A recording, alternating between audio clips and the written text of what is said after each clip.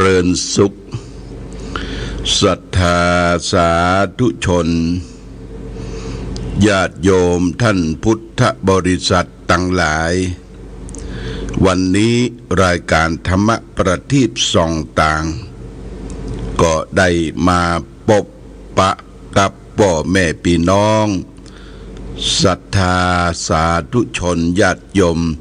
แห่งครั้งหนึ่ง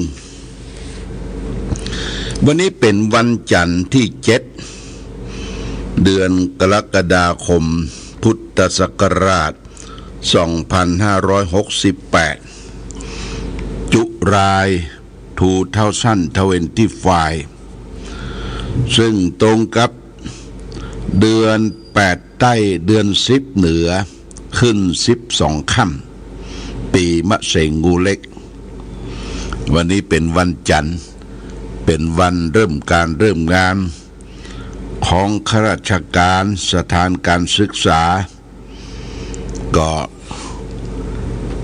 หน้าที่ที่จะต้องร่ำเรียนสำหรับเด็กๆเยาวชนหน้าที่ของข้าราชการที่จะบริการดูแลพี่น้องประชาชน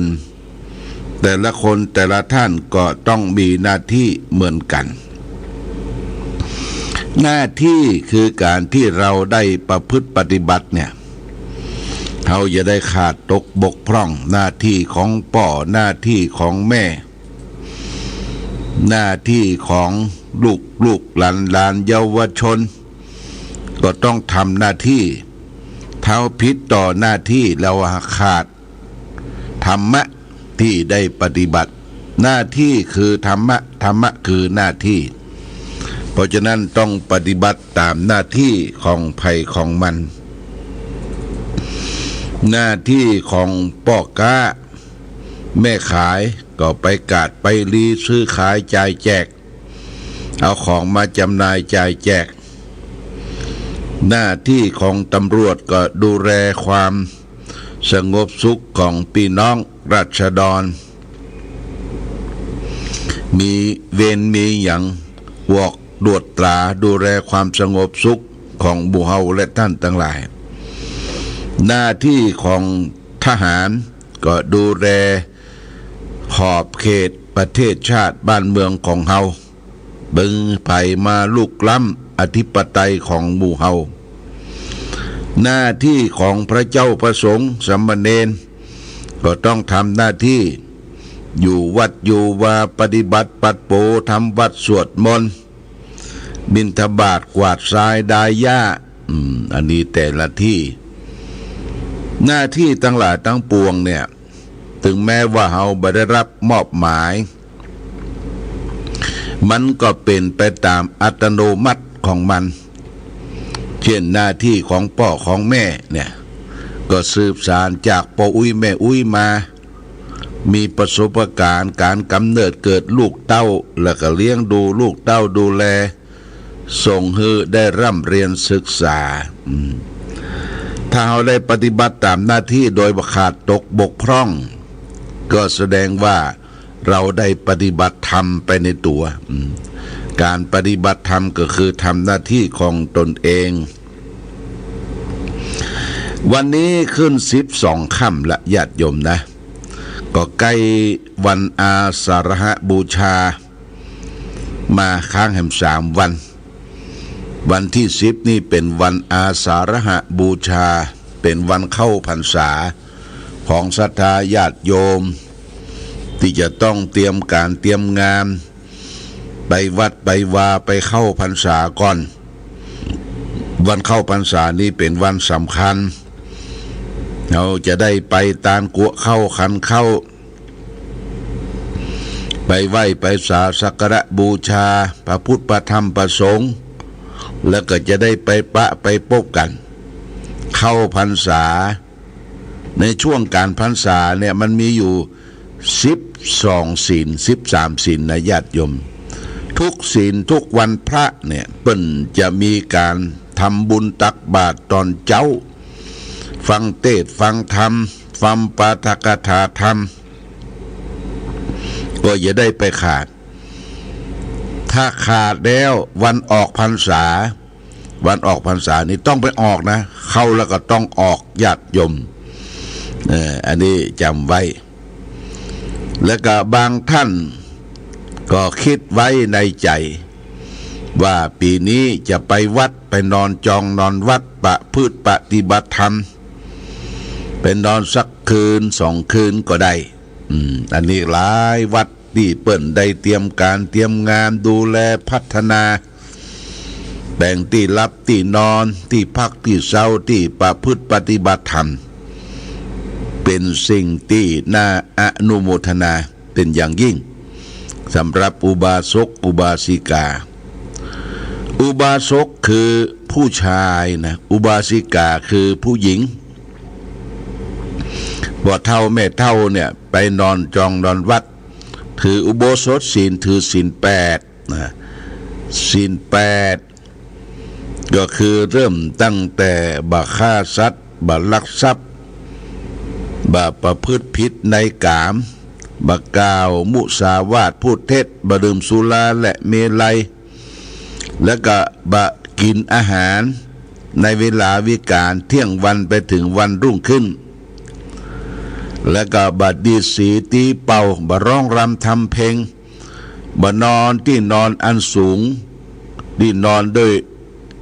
ยัดด้วยนุ่นสัมบรี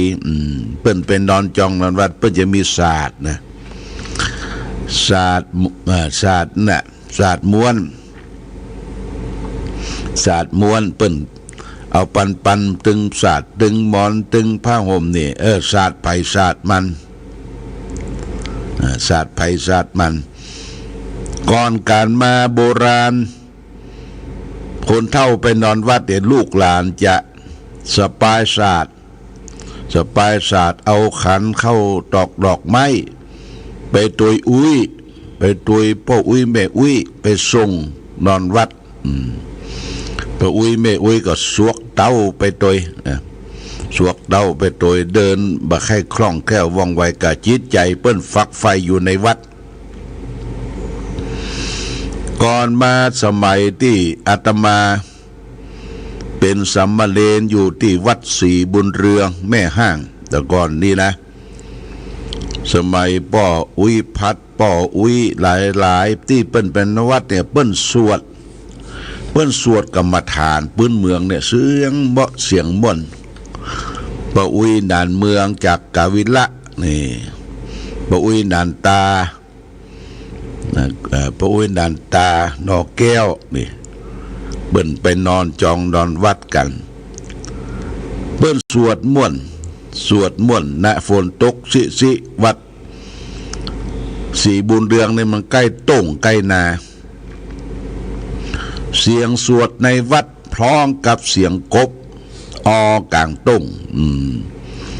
ปุตโตเมนาโทธัมโมเมนาโทสังโฆเมนาโทแล้วก็เสียงกบว่าอบเสียงเขียดก็เก็บห้องต้งห้องน่ะมันเป็นบรรยากาศฝนตกสิบรรยากาศที่ทำให้เกิดความสุขสงบได้ยินเสียงสวดโยโยโกห้องได้ยินเสียงกบเสียงเขียดห้องกลางต้งกลางนาแสดงถึงความสมบูรณ์พูนสุขของผู้คนแต่ก่อนนี้เขาบ่ได้แย่งบ่ได้ชิงกันนะเรื่องของธรรมชาติเนี่ยบ่ได้แย่งที่ดินกันอยู่บ่ได้แย่งกู้กันสังวาสบ่ได้อาฆาตบาดร้ายกันก่อนการมาแต่ก่อนนี่เปิ้นอยู่กันด้วยความร่มเย็นเป็นสุขเอาธรรมะเอาวัดวาเป็นสาระเป็นที่ปึ้งเป็นที่ปึ้งเพราะฉะนั้นก็ควรสมควรว่าในวันพระวันศีลก็เชิญชวนญาติโยมสาธุชนไปนอนจองนอนวัดกันโดยเฉพาะอย่างยิ่งที่น่ายกย่องก็คือพี่น้องดาละอ่างปะลองพี่น้องคนไตใหม่ไตเก่ามาอยู่รวมกันแล้วก็เอาวัดเป็นสระเป็นที่ปึ้งเอากองเอามองเป็นที่ปึ้งไปนอนจองนอนวัดบ่จำเป็นจะต้อง มีไอ้อย่างเดียมีมุ้งครอบอย่างอันเนาะมุ้งครอบมุ้งเวลานี้การกางมุ้งการกางมุ้งมันบ่มีที่กางญาติโยมมันมีที่กลางศาลาใหญ่ก็มีเป็นศาลาคอนกรีตแต่ก่อนเราไปนอนศาลาไม้จดเล็กกลจดอย่างก็เอาห้าวควัดขวังไกลกันเป็นมาเดี๋ยวนี้ไปซื้อมุ้งครอบอ่ะเนี่ยเมื่อกี่บาทนะมุ้งครอบอย่างที่เราเลี้ยงลูกเลี้ยงหลานแต่ก่อนน่ะเอาครอบเอาเสื้อเอาอย่างปูแล้วก็มุ้งครอบเขาครอบแล้วก็ปืดขึ้นไปนอนตื่นขึ้นมาก็ร้อนร่งดีร้อนร่งดีญาติโยมอันนี้ก็เชิญชวนญาติโยมท่านสาธุชนได้ไปประพฤติปฏิบัติธรรมนอนจองนองวัดในช่วงเข้าพรรษานี่เพื่อจะเทศธรรมกันหนึ่งกันที่สำคัญก็คือธรรมจักรกับปวัตนสูตรเป็นธรรมกันแรกนะที่พระพุทธเจ้าได้แสดงในวันอาสาฬหบูชาแสดงคือปัญจวัคคีย์5 ตนคืออัญญาโกฏัญญะวัปปะภัตติยะมหานามะอัจฉชิพระพุทธเจ้าแสดงธรรมกันแรกเนี่ยคือแก่ปัญจวัคคีย์5 ตนยังไม่ได้บวชเด้อญาติโยมยังไม่ได้บวชเด้อที่ปาอิสิปตนะมนึกทายวันเมืองปารณสีปุ่นนะเมืองปารณสูปาอิสิปตนะมฤคทายวันเนี่ยเป็นที่อาศัยของเก้งของกวางนะเป็นป่าร่มรื่นปัญจวัคคีย์หนีไปอยู่ที่หั่นหลังจากที่ได้เฝ้าปฏิบัติพระพุทธองค์ที่พุทธคยาเข้าใจผิดคิดว่าพระองค์คลายจากความเพียรเวียนมาเป็นคนมากๆเพราะพระองค์ได้ประพฤติปฏิบัติธรรมทดลองหลายอย่างปฏิบัติธรรมทรมานร่างกายก็เป็นผลสำเร็จปฏิบัติธรรมอดกั้นลมหายใจเข้าหายใจออกหายใจเข้าบ่หายใจออกอดกั้นจนหูตาลายก็เป็นทางสำเร็จหายใจออกบ่หายใจเข้าก็อดกั้นมาเป็นทางสำเร็จแต่แล้วพระองค์ก็มาปฏิบัติธรรมทางสายกลางคือทางมัชฌิมาปฏิปทามาพิจารณาทางกายทางใจดูขันธ์5รูปเวทนาสัญญาสังขารวิญญาณดูแลแต่การที่จะปฏิบัติธรรมดูกายดูใจกายต้องสมบูรณ์ญาติโยมกายต้องสมบูรณ์ใจต้องปกติพระองค์ก็กลับมาเสวยพระกยาหารหลังที่ทรมานร่างกายบาชันเข้าบาชันอาหารมาปัญจวัคคีย์ได้เฝ้าปฏิบัติพอกอยเข้าใจผิดคิดว่าพระองค์คลายจากความเพียรเวียนมาเป็นคนมากๆเสียแล้วก็ปากันผิดหวังเข้าใจผิดหวังแล้วก็เดินทางไปปุ้นไปรวมกันอยู่ที่ป่าอิสิปตนะมนึคทายวันเมืองปารณสีเมื่อพระองค์ได้ตรัสรู้ธรรมก็หวนคิดถึงอาจารย์ที่เคยสอนครั้งแรกคืออารันดบทกับอุทกดบทเป็นพระฤาษีแต่ว่าท่านอาจารย์ทั้งสองนั้นก็สิ้นชีพถึงแก่ความตายไปก่อนแล้วก็นึกถึงลูกศิษย์5 ตนที่เคยปฏิบัติพระองค์ก็ทรงดำเนินเดินระยะทางนี่ประมาณ200 กิโลนะญาติโยมจากพุทธคยาไปถึงเมืองพาราณสีเนี่ยพระองค์ก็ทรงดำเนินไปเอาธรรมะไปเทศนาไปธรรมะไปเทศนาครั้งแรกปัญจวัคคีย์5 ตนก็บ่ยอมรับเข้าใจผิดคิดว่าพระองค์มางอนพวกเราว่าบ่มีภัยปฏิบัติรับใจพระองค์มางอนเราปัญจวัคคีย์ทั้งหลายนัดแนะกันว่าอย่าต้อนรับนะพวกเราอย่าต้อนรับนะตอนนี้พระองค์มางอนเรา ทำกิริยากระด้างกระเดื่องญาติโยมฟึดฟัดดังผืดอย่างงัวสวกนี่อย่างงัวสวกนี่นะแต่เมื่อพระองค์เข้าไปถึงที่โดยพุทธานุภาพของพระสัมมาสัมพุทธเจ้าที่ปัญจวัคคีย์นัดแนะกันว่าจะไปต้อนรับพระองค์นะมันลืมหมดญาติโยมต่างกูลีกูจอปูเสือศาสตร์อาสนะตั้งน้ำร้อนน้ำฉันพร้อมซับแต่ยังมีกิริยากระด้างกระเดื่องอยู่นะมีกิริยากระด้างกระเดื่องอู้ถึงเท้าอู้ถึงโคตรของพระพุทธเจ้าพระพุทธเจ้าหันอากัปกิริยาของปัญจวัคคีย์5 ตนพระองค์ก็ตรัสว่าปัญจวัคคีย์บัดนี้ตถาคตได้สำเร็จอมฤตธรรมแล้วคำว่าอมฤตธรรมเนี่ย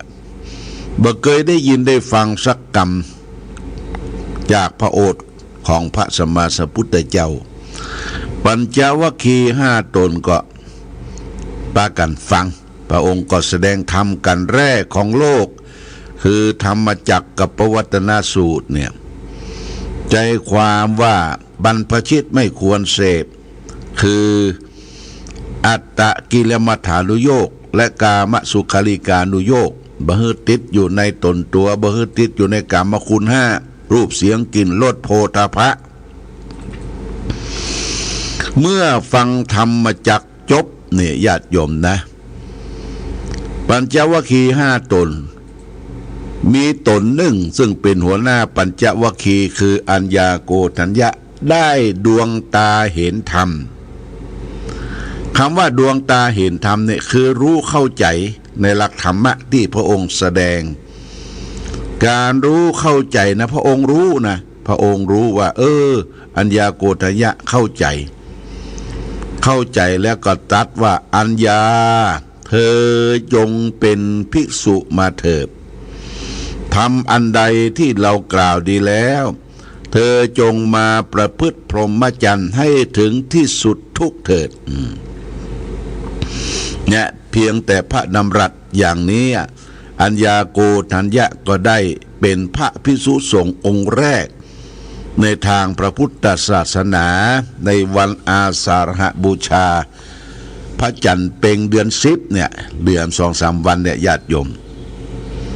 เมื่ออัญญาโกณัญญะได้บวชแล้วพระองค์ได้ตรัสว่า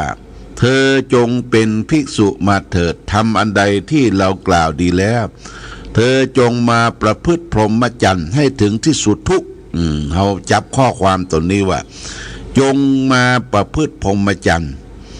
คือกายสะอาดวาจาสะอาดจิตใจสะอาดให้ถึงที่สุดทุกจะได้ถึงที่สุดทุกแล้วก็จะถึงสุขอมตะสุขคือนิพพานพระองค์ก็แสดงธรรมอนัตตธรรมจักรกับปวัตตนสูตรจบนะ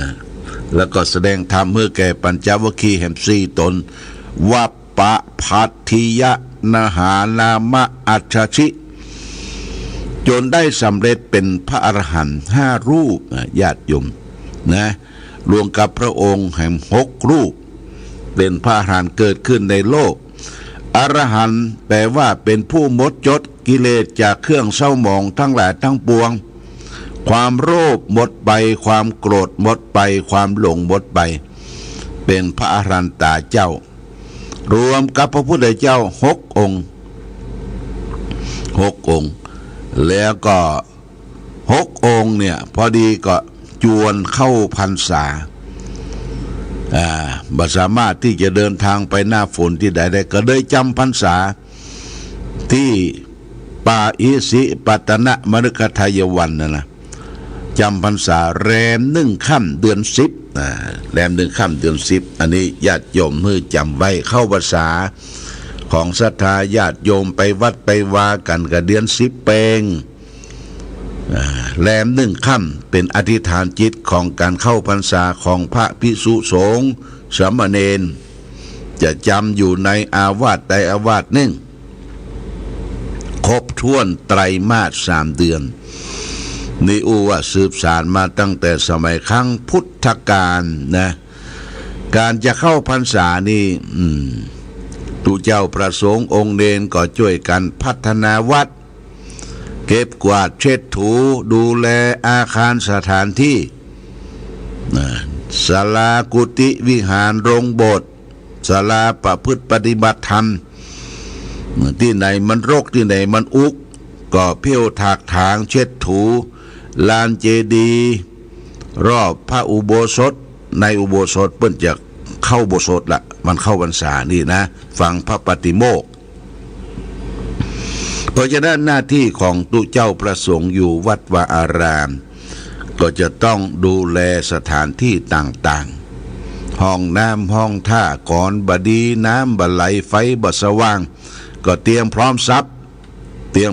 ทุกวัดจะต้องเตรียมนะเตรียมพร้อมทรัพย์อย่าไปขี้เกียจอย่าไปขี้ค้านจะไปเมาลับอยู่ออกจากกุฏิบ่ดูแลเนี่ยบ่ถูกต้องละ